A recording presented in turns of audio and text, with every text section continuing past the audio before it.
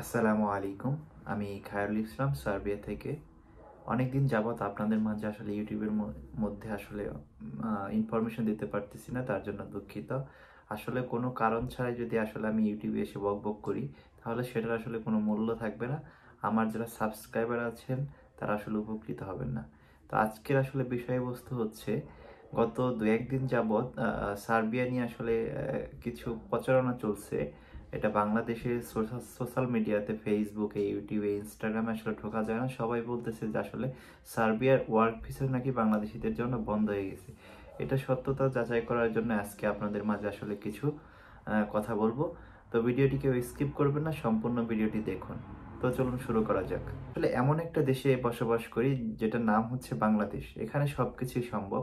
আমি গত একদিন আগে দেখতে পেয়েছি সোশ্যাল মিডিয়াতে, আমি আপনাদের স্ক্রিনে দেখাচ্ছি যে এখানে আসলে একটা পত্রিকার মাধ্যমে, বিভিন্ন পত্রিকাতে আসলে বিজ্ঞাপন দেওয়া হয়েছে যে সার্বিয়ার ওয়ার্ক ভিসা নাকি বাংলাদেশিদের জন্য বন্ধ হয়ে যাচ্ছে, শুধুমাত্র fake invitation, fake work permit দেওয়ার জন্য। এটা আসলে কতটুকু সত্য যে আসলে সার্বিয়া আসলে কি তারা ওয়ার্ক ভিসা বন্ধ করে দিয়েছে? না, মূলত আসলে সার্বিয়ার ওয়ার্ক ভিসা আসলে বন্ধ করা হয়নি। এটা কিছু আমাদের বাংলাদেশি কিছু মানুষ যারা আসলে এজেন্সি আছে, এজেন্ট আছে, মানুষের ভিতরে আসলে ভয়ভীতি দেখানোর জন্য, যাতে সাধারণ মানুষ যারা সার্বিয়াতে আসতে ইচ্ছুক, তাদের লক্ষ লক্ষ টাকা ইনভেস্ট করেছে, তাদের কিভাবে ভয় দেখানো উচিত সেই বিষয়টা নিয়ে আসলে পত্রিকাতে এরকম একটা বিষয় ছাপানো হয়েছে। তো আপনারা আসলে কিভাবে বুঝবেন যে আসলে সার্বিয়ার ওয়ার্ক ভিসা বন্ধ হয়েছে কিনা? সহজ অনেক বিভিন্ন মাধ্যম আছে। যখন আসলে একটা দেশ আসলে তাদের কার্যক্রমগুলি বন্ধ করতে যাবে, সেই সময়টাতে আসলে আপনাদের যারা আসলে এডুকেটেড পার্সন আছেন, যারা আসলে একটু ন্যূনতম শিক্ষাগত যোগ্যতা আছে, তারা একটু কষ্ট করে আপনারা হচ্ছে তাদের যে ওয়েবসাইটগুলো আছে, যেখানে ধরেন যে সার্বিয়ার ওয়েবসাইট ওয়েলকাম টু সার্বিয়া, তারা কিন্তু অবশ্যই অ্যানাউন্স করবে সেখানে। কিংবা হচ্ছে সার্বিয়ার যে আসলে গণমাধ্যমগুলো আছে, সেখানে কিন্তু অবশ্যই অ্যানাউন্স করবে যে সার্বিয়ার ওয়ার্ক ভিসা বন্ধ হচ্ছে কিনা।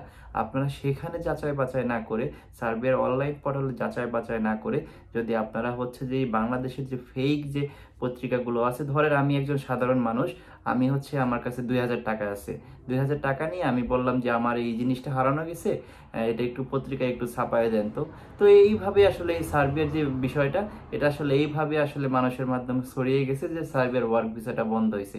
এটা শুধুমাত্র বাংলাদেশেই সম্ভব। তো আপনাদের আসলে যাচাই করতে হলে যে ওয়েবসাইটগুলো আছে সার্বিয়ার গভর্নমেন্ট পোর্টাল, সেখানে গিয়ে আপনারা সার্চ করলেই কিন্তু চলে আসবে বিভিন্ন তাদের যে এভরিডে লাইফে যে যতগুলো নিউজ থাকে, তা সেখানে কিন্তু আপডেট কিন্তু অটোমেটিকলি চলে আসবে। এরকম কোনো আপডেট আসলে আমি সার্চ করে কোনো কিছু করে পাইনি।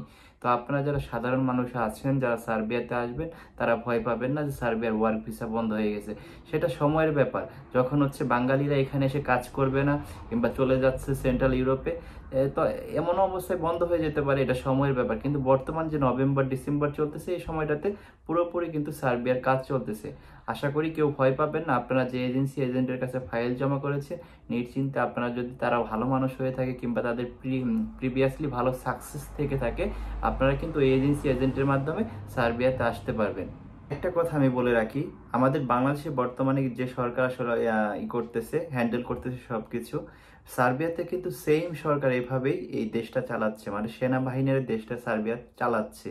তারা আসলে একটা সময় জানে যে তারা একটা সময় এখানে থাকবে না।